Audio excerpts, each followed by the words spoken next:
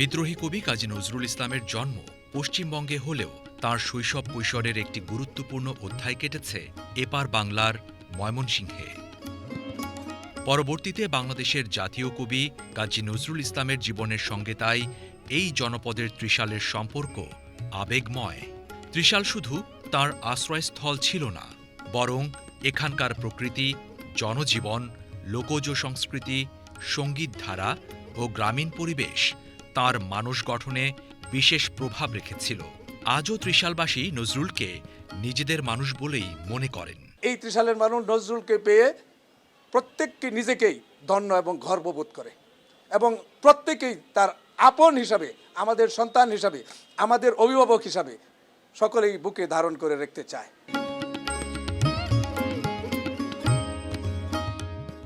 নজরুল ত্রিশালে আসেন ১৯১৪ সালের জুন মাসে। সেখানে অবস্থান করেন ১৯১৫ সালের ডিসেম্বর পর্যন্ত। তাঁকে ত্রিশালের কাজীর শিমলা গ্রামে নিয়ে আসেন দারোগা কাজী রফিজুল্লাহ। নজরুলের প্রতিভায় মুগ্ধ রফিজুল্লাহ তাকে দরিরামপুর হাইস্কুলে ভর্তি করান ৭ম শ্রেণীতে। এখানে পড়াশোনা করে নজরুল প্রথম স্থানও অর্জন করেন।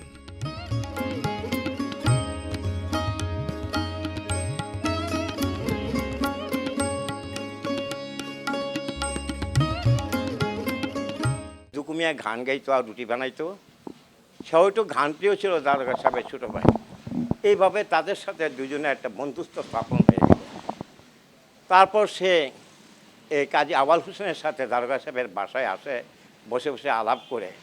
দারোগা সাহেব এগুলি শুনেন, শোনার পর সে নিজে চিন্তা করলেন ছেলেটার ভালো একটা প্রতিভা আছে, এই ছেলেটার জীবন তো হয়তো ধ্বংস হয়ে যেতে পারে রুটির দোকানে। তখন ডাক দিল, দুকুমিয়া এদিকে আসো, তুমি যদি স্কুলে ভর্তি হইতে, লেখাপড়া করতে, তুমি হয়তো জীবনে একটা সাইন করতে পারতে। তখন সে কেঁদে বলল, চাচা মিয়া, আমি উধরে কোথায় খাবার পাবো, কোথায় এক পরনের কাপড় পাবো, কোথায় বই পুস্তক বেতনের টাকা পাবো? বলে আমি যদি এভরিথিং তোমার সমস্ত কিছু বহন করে নিই, তুমি পড়বে? তখন আর সে কেঁদে দিল, কেঁদে বলল, চাচা মিয়া, আপনি যদি আমার এই গার্জিয়ান হিসাবে আপনি সব কিছুই আমার দায়িত্ব নিয়ে যান, আমি নিশ্চয়ই পড়ব। তারপর দারোগা সাহেব ধুরবি থানায় ট্রান্সফার হয়ে গেল। ওখানে লেখাপড়ার কোনো সুযোগ সুবিধা না থাকায় আমাদের এখানে কয়েকটা হাই স্কুল ছিল। তখন বলছে, দুকুমিয়া তুমি কি আমার দেশের বাড়িতে যাবে? তখন বলল যে হ্যাঁ আমি যাব। এ সময়ই নজরুল পূর্ববঙ্গের প্রকৃতি, ভাষা, মানুষের জীবনযাপন ও সাংস্কৃতিক বৈচিত্র্যের সঙ্গে ঘনিষ্ঠভাবে পরিচিত হন। এখানকার পাঠ জীবন সংক্ষিপ্ত হলেও তাঁর প্রতিভা বিকাশে বিশেষ ভূমিকা রেখেছিল। নজরুলের ছাত্রজীবন সম্পর্কে স্থানীয়ভাবে নানা স্মৃতিচারণা প্রচলিত আছে, যেগুলোতে তার মেধা, দ্রুত অনুধাবন ক্ষমতা ও সাহসী স্বভাবের উল্লেখ পাওয়া যায়। ত্রিশালে অবস্থানকালে নজরুল প্রথমে কাজীর শিমলা গ্রাম থেকে দরিরামপুর স্কুলে যাতায়াত করতেন। কাজীর শিমলা গ্রাম থেকে ত্রিশালের দরিরামপুরের স্কুলে যাতায়াতে খুব কষ্ট করতে হতো। পরে নজরুল তাই নামাপাড়ায় বিচুতিয়া ব্যাপারী বাড়িতে জায়গির থাকতেন। আসা যাওয়ায় তার প্রায় 10 মাইল বা 16 কিলোমিটার পথ তার অতিক্রম করতে হতো। কষ্ট করে তিনি আসা যাওয়া করেছেন এবং আমাদের যে কাজী রফিজুল্লাহ দারোগা তারা সম্ভ্রান্ত ছিলেন, তাদের বাড়িতে তার কোনো সমস্যা হচ্ছিল না। কিন্তু প্রকৃতি তার যে পরিবেশ, সেই পরিবেশের কারণে বর্ষাকালে সেই রাস্তায় যাতায়াত তার সমস্যা হলো। ফলে আমাদের ত্রিশাল নামাপাড়া এই জায়গায় একজন সম্ভ্রান্ত মুসলমান মধ্যবিত্ত বিচুতিয়া ব্যাপারী, তার বাড়িতে নজরুলকে জায়গিরের ব্যবস্থা করে দেওয়া হয় এবং এই বাড়িতে থেকেই তিনি দরিরামপুর হাই স্কুলে শেষ পর্যন্ত, অর্থাৎ 8ম শ্রেণী উঠে যে তিনি চলে গিয়েছেন, সেই পর্যন্ত তিনি এই আমাদের নামাপাড়ায় ছিলেন। কাজী নজরুল ইসলাম দরিরামপুর স্কুলে আসার পূর্বে লেটো দলে কাজ করেছেন, গান গেয়েছেন এবং আসানসোলের রুটির দোকানে চাকরি করেছেন। তার প্রাতিষ্ঠানিক শিক্ষা মাঝখানে একটা গ্যাপ পড়েছিল। কিন্তু নজরুল যখন দরিরামপুর স্কুলে আসলেন, তখন তিনি এই জায়গায় এসে একটি শিক্ষার পরিবেশ পেলেন এবং এই জায়গায় যারা শিক্ষক ছিলেন, প্রধান শিক্ষক বিপিনচন্দ্র চক্রবর্তী, ইংরেজি শিক্ষক মহিমচন্দ্র খাসনবিশ এবং মৌলভী যারা ছিলেন, তারা সবাই ওই সময়ের উচ্চশিক্ষিত ছিল, বিএ পাস ছিল। কল্পনা করুন যে 1913 সালে বিএ পাস করে একটি স্কুলে তখন কিন্তু স্কুলগুলি সরকারি ছিল না, সদ্যমাত্র প্রতিষ্ঠিত হয়েছে নজরুল একাডেমি 1913 সালে। সেই স্কুলে তারা শিক্ষকতা করেছে।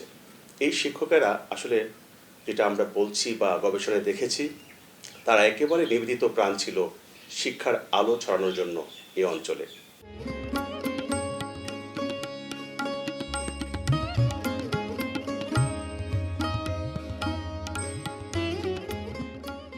সালে নজরুল একটি সহায়ক পারিবারিক ও শিক্ষাগত পরিবেশ পেয়েছিলেন।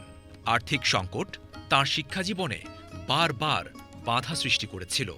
সেই প্রেক্ষাপটে ত্রিশালের এই আশ্রয় তার জন্য বিশেষ তাৎপর্য বহন করে। তার খাওয়া ফুসা যা কিছু লাগছে, তার বাড়িতে মা আছেন, এই কলকাতার পৌঁছে গেলে ওরা এই সব বহন করছে বেশি আর কি। এই গর্ব শেষ নাই। তার পুত্রের বউ মাই কাজী আমরা লয়ে গেছে তার রুমও করে, বাবা তার বলছেন বাড়ি কেন, বাবার বাড়ি কয়টা, বাবা আমার বাড়িতে লোক আসছে, হাবস আসছে, কথা বলেন। তখন আমাদের টাকা ফেলছে, তখন চিজে খুবই চোখ ঠাস করে ওঠে শব্দ। হ্যাঁ, ফুল খুব বড় বস্তু। তার খাটের চায়ের মজা বেরকির ডালার মধ্যে যাতে পারতে ফুল তৈরিছে, ওই বেরকির ডালার থেকে চুরি ফুল আইন না ঝুড়ি লই আইতেছে।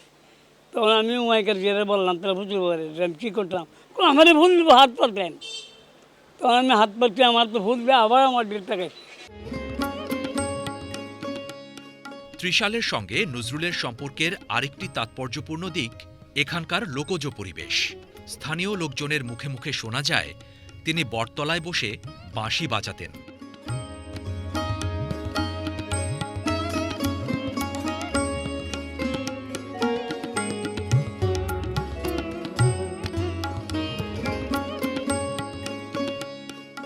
সুতিয়া নদীর পাড় ধরে হাঁটতেন, গ্রামীণ সুর ও মানুষের জীবনযাপন গভীরভাবে পর্যবেক্ষণ করতেন। প্রচলিত আছে এখানে নজরুল যাত্রাপালা, কবির লড়াই ও লোকসঙ্গীতের আসরেও আকৃষ্ট হতেন। নজরুলের কাব্যে লোকজ সুর, মানবিক বোধ ও মাটির গন্ধের যে শক্তিশালী উপস্থিতি দেখা যায়, তার পেছনে এমন অভিজ্ঞতার ভূমিকা অস্বীকার করা যায় না। ত্রিশাল শুধুমাত্র নজরুলের ১.৫ বছরের জীবন কাহিনী নয়, নজরুলের জীবনের একটা টার্নিং পয়েন্ট। অর্থাৎ নজরুলকে নজরুল হওয়ার পেছনে লোকায়ত মানুষের কাছ থেকে যে নাগরিক নজরুল পরবর্তী সময়ে বিদ্রোহী কবি হয়েছিলেন, তার উৎসভূমি বা সূচনাটা হয়েছিল আমাদের এই দৈরামপুর হাই স্কুল এবং ত্রিশাল থেকে। ত্রিশালে নজরুলের পড়াশোনাও বেশ ভালো চলছিল বলে বিভিন্ন স্মৃতিচারণায় উঠে এসেছে। স্থানীয়ভাবে এমন কথাও প্রচলিত আছে, কোনো এক শিক্ষকের সঙ্গে মনোমালিন্যের জেরে তিনি গভীর অভিমানে ত্রিশাল ত্যাগ করেন এবং পরে আর ফিরে আসেননি। যদিও এ ঘটনার পূর্ণ দলিলভিত্তিক ব্যাখ্যা পাওয়া কঠিন, তবু এটুকু স্পষ্ট যে ত্রিশাল তার মনে গভীরে ছাপ ফেলেছিল, কারণ পরবর্তী জীবনে তিনি ময়মনসিংহের প্রতি গভীর মমতা ও ঋণ স্বীকারের কথা স্পষ্ট ভাষায় ব্যক্ত করেছেন।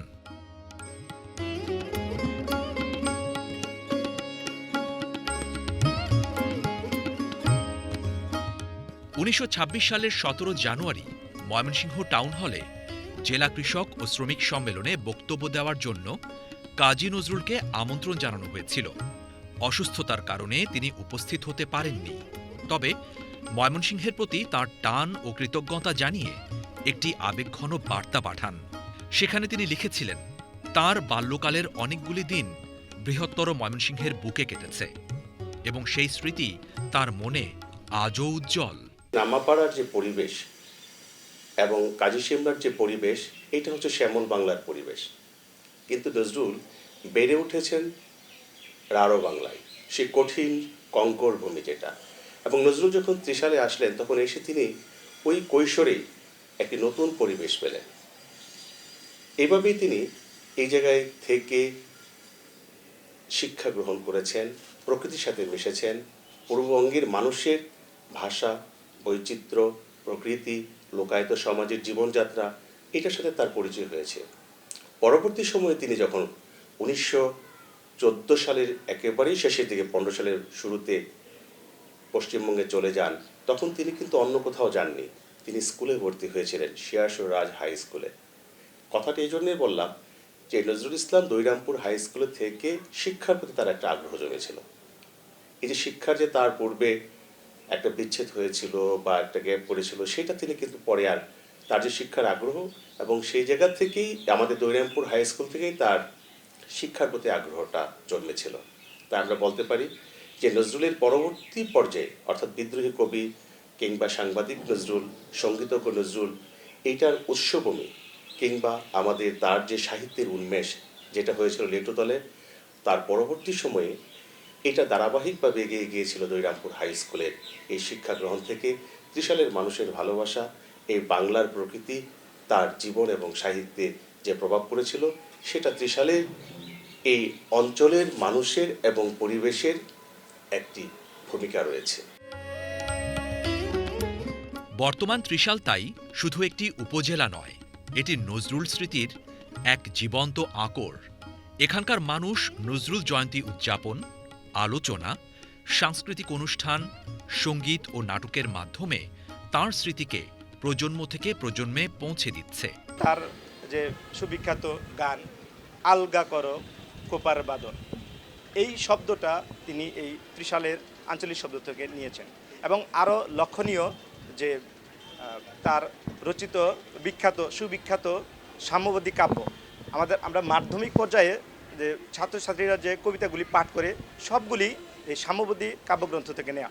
সাম্যবাদী কাব্যগ্রন্থে যে তিনি বলেছেন যে মসজিদে কাল শিরনি আসিল, আসিল এই শব্দটিও যে ছিল শব্দের আগে যে আ ধ্বনি স্বরাগম, এটিও এই ত্রিশাল থেকে ত্রিশালের যাপিত জীবনের অংশ হিসেবে তার সাহিত্যকর্মে স্থান দিয়েছেন বলে আমি মনে করি। যে একজন আরেকজনকে বেটা বলে সম্বোধন করে, দৌড় বেটা কেমন আছো, আরে বেটা, এবং এটাও তার এই কবিতার মধ্যেই নিয়ে এসেছেন। সাম্যবাদী নাম কবিতায় যে নামাজ পড়িস বেটা। কাজেই আমি মনে করি যে ত্রিশালবাসী নজরুল নিয়ে গর্ব করে এজন্য যে ত্রিশালের শুধু স্মৃতি বিজড়িত নয়, ত্রিশালের অনেক আঞ্চলিক শব্দ এবং ত্রিশালের জীবনের প্রভাব তার সাহিত্যেও ছড়িয়ে দিতে পেরেছেন। এখানেই ত্রিশালবাসী তারা স্বতন্ত্র একটি গর্ববোধ করার একটা জায়গা খুঁজে পেয়েছে বলে মনে করে। সংস্কৃতি বিষয়ক মন্ত্রণালয়ের উদ্যোগে কাজির সিমলায় রফিজুল্লাহ দারোগা বাড়ির আঙিনায় নির্মাণ করা হয়েছে নজরুল স্মৃতিকেন্দ্র। এখানে রয়েছে পাঠাগার ও স্মৃতিভবন। সংরক্ষণ করা হয়েছে নজরুল যে খাটে ঘুমাতেন সেই খাটটিও। কবির ব্যবহার্য জিনিসপত্র, হস্তলিপির প্রতিচিত্র, ফটোগ্রাফ, কবির স্নেহধন্য ও সমকালীন শিল্পীদের গাওয়া তার গানের সংগ্রহ স্থান পেয়েছে এখানে। রয়েছে কবির রচনাবলী সহ বাংলা সাহিত্যের উল্লেখযোগ্য লেখকদের রচনাবলী ও জীবনী গ্রন্থ। নজরুল স্মৃতিকেন্দ্রটি পর্যটনের আওতায় আসে 2003 সালে। বর্তমানে প্রতিদিনই দেশি বিদেশি অসংখ্য নজরুল অনুরাগী এখানে ভিড় করেন।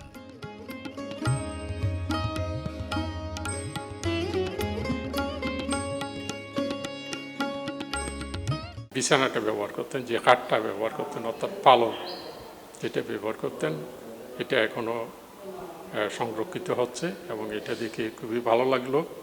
অনেক দিন আগের একটা স্মৃতিচিহ্ন, এটা দেখে খুব ভালো লাগলো। চট্টগ্রাম থেকে আসছি আমরা 3 জন। আমরা বারবার ফিরে আসি সেই ময়মনসিংহের ত্রিশাল উপজেলায়। বারে বারে আকর্ষণ করে, সেই আকর্ষণ থেকে আমাদের আসা এবং এসে খুবই ভালো লেগেছে। এখানকার মানুষদের যে আন্তরিকতা, নজরুলের প্রতি যে এখানে একটা মানুষের যে ভালোবাসা আছে, আমার মনে হয় বাংলাদেশের অন্যান্য জায়গায়ও আছে, তবে এখানে সবচেয়ে বেশি বলে মনে হলো। আমার বাবা রবীন্দ্রসঙ্গীত করতেন, আমি রবীন্দ্রসঙ্গীত পরিবারে জন্ম, কিন্তু আমি নজরুলকে ভালোবাসি শুধু প্রতিবাদের জন্য, সাম্যের জন্য, ওনার নীতির জন্য আমি বেশি পছন্দ করি। সেজন্য আমি এই মানে নজরুলকে ভালোবেসেছি বলে ওনার প্রেমে পড়ে আমরা এখন 3বার এখানে আসছি। সেজন্য আমার খুব ভালো লাগে। আর ওনার সব স্থাপত্যগুলো যেখানে যেখানে উনি মানে বাস করছেন, লেখাপড়া করছেন, বাঁশি বাজিয়েছেন, আমি সব জায়গায় ঘুরছি এবং আমার অনেক ভিডিও করছি এখানে এসে।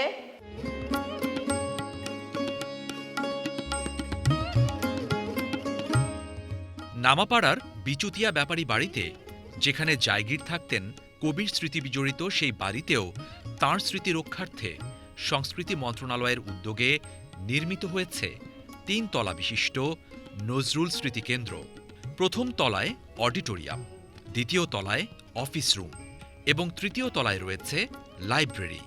সংগ্রহে রয়েছে কবির স্বহস্তে লিখিত বেশ কিছু দুর্লভ পাণ্ডুলিপি, কবির ব্যবহৃত কিছু দুষ্প্রাপ্য সামগ্রী, কবির কর্মময় জীবনের বেশ কিছু দুর্লভ আলোকচিত্রও সংরক্ষণ করা হয়েছে এই স্মৃতিকেন্দ্রে।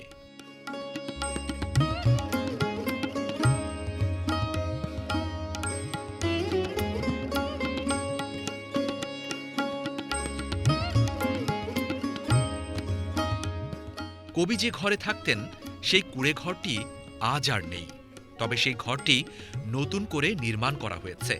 পাশেই খনন করা হয়েছে একটি পুকুর, রয়েছে শান বাঁধানো ঘাট। গাছপালা ঘেরা এই স্থানটি শুধু নজরুল গবেষক বা শিক্ষার্থীই নয়, সাধারণ মানুষের জন্য আকর্ষণীয় পর্যটন স্থানে পরিণত হয়েছে।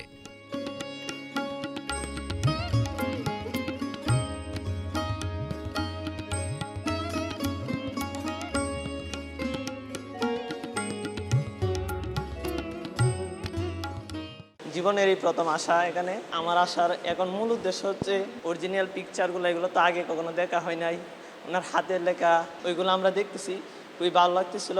এখানে নজরুলের বই পাওয়া যায়, অর্থাৎ নজরুলের বই কিনতে পাওয়া যায়। আমাদের লাইব্রেরি আছে, এখানে আমাদের সুন্দর একটা গ্যালারি অর্থাৎ ফটো গ্যালারি আছে।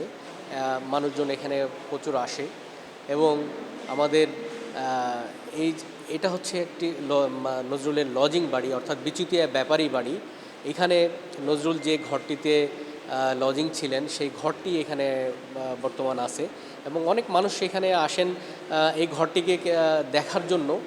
আর বিশেষ করে মানুষ নজরুলকে ভালোবেসে এই জায়গায় আসে এই কারণে যে নজরুল এখানে ছিলেন এবং এখানে দীর্ঘ 1 বছর উনি কাটিয়ে গেছেন এবং নজরুলের পদচারণা ছিল এই এলাকায়।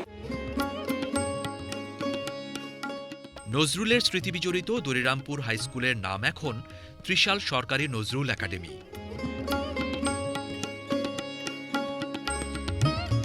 গর্বের সঙ্গে বলছি যে আমি যে স্কুলটিতে পড়ছি সেই স্কুলে অতীতে 1914 সালে 30 সালে কাজী নজরুল ইসলাম পড়ালেখা করেছেন। তিনি আমাদের জাতীয় কবি। আমার অত্যন্ত গর্বের সাথে বলতে হয় যে রাস্তা নজরুল হেঁটে গিয়েছেন, আমি সেই একই রাস্তা দিয়ে স্কুলে ঢুকছি, সেই একই জায়গায় পড়ালেখা করছি। যেহেতু নজরুল আমাদের স্কুল থেকে 100 বছর আগে পড়ে গিয়েছিল, সেহেতু আমাদের একটা গর্ব যে আমরা নজরুল একাডেমির একজন শিক্ষার্থী। আমাদের স্কুল প্রতি বছর উপজেলার মধ্যে ফার্স্ট হয়। আমরা যদি বলি আমরা নজরুল জাতীয় কবি কাজী নজরুল ইসলাম যেখানে 7ম শ্রেণীতে পড়াশোনা করেছেন সেই স্কুলের ছাত্র আমরা সকলে আমাদের স্নেহ করে আমরা সেই সম্মানটুকু পাই। নজরুল জাতীয় কবি হিসেবে স্বীকৃতি পাওয়ার আগেই 1965 সাল থেকে এই স্কুল মাঠে জাঁকজমকপূর্ণভাবে নজরুল জন্মজয়ন্তী পালন শুরু হয়। 1990 সালে এ স্কুল মাঠে রাষ্ট্রীয়ভাবে জন্মজয়ন্তী পালন শুরু হয়। 1965 সালে পিএ নাজির সাহেব, ডিসি পিএ নাজির সাহেব, উনি ত্রিশালে এসে নজরুল সম্পর্কে গবেষণা করে তিনি দুখুমিয়া উচ্চ বিদ্যালয় মাঠে একটা নজরুল জন্মজয়ন্তী উদযাপন করেছিলেন 1965 সালে। এরপরে থেকে নজরুল জন্মজয়ন্তী হয়ে আসছে প্রতি বছরই। দরিরামপুর হাই স্কুল ছিল আগে, তারপরে 1965 সালে এটাকে নজরুল একাডেমিতে রূপান্তরিত করা হয়। তারপরে এখন সরকার যেহেতু সরকারি করেছেন স্কুল, এই স্কুলের নাম রাখছে ত্রিশাল সরকারি নজরুল একাডেমি।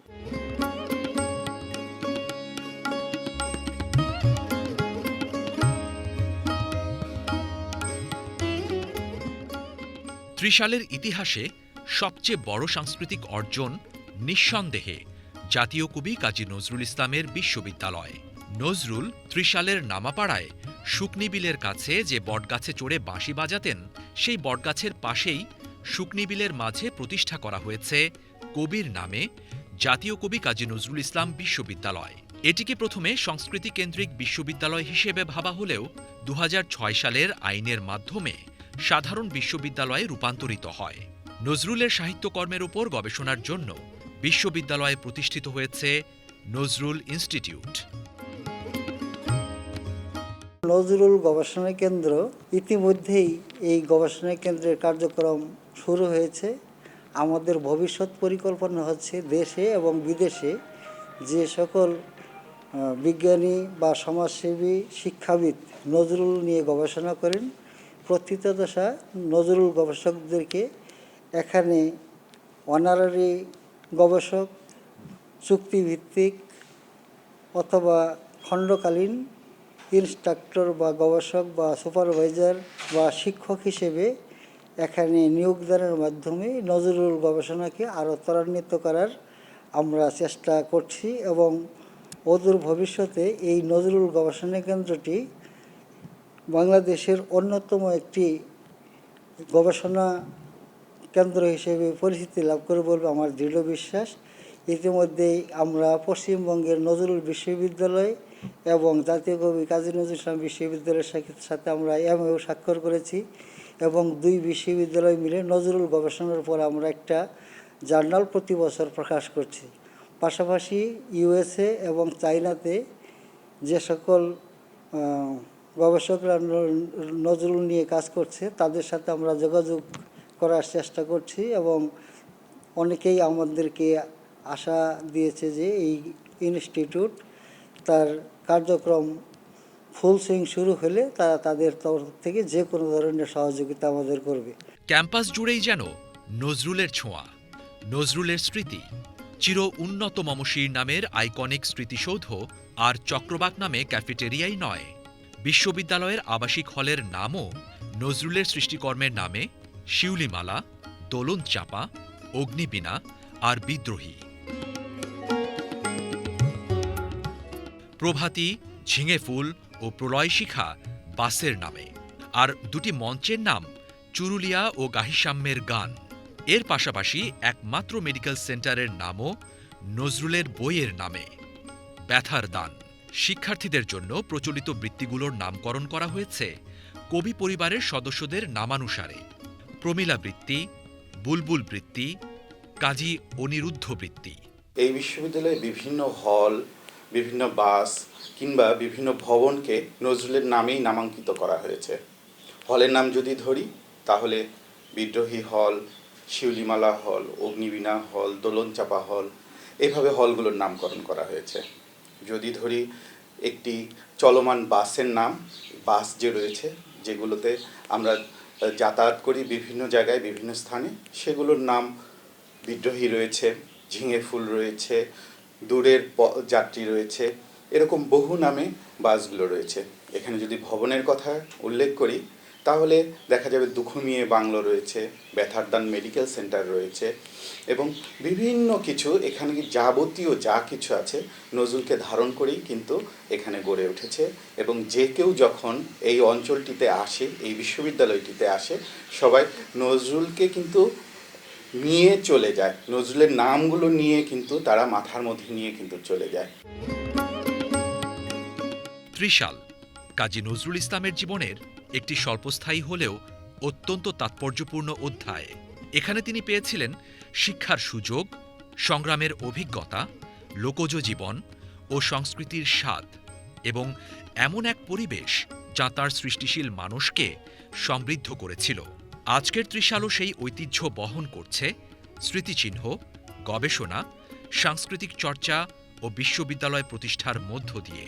তাই ত্রিশালের ইতিহাসে নজরুল অবিচ্ছেদ্য, স্মৃতির ভেতর জীবন্ত এক জনপদ।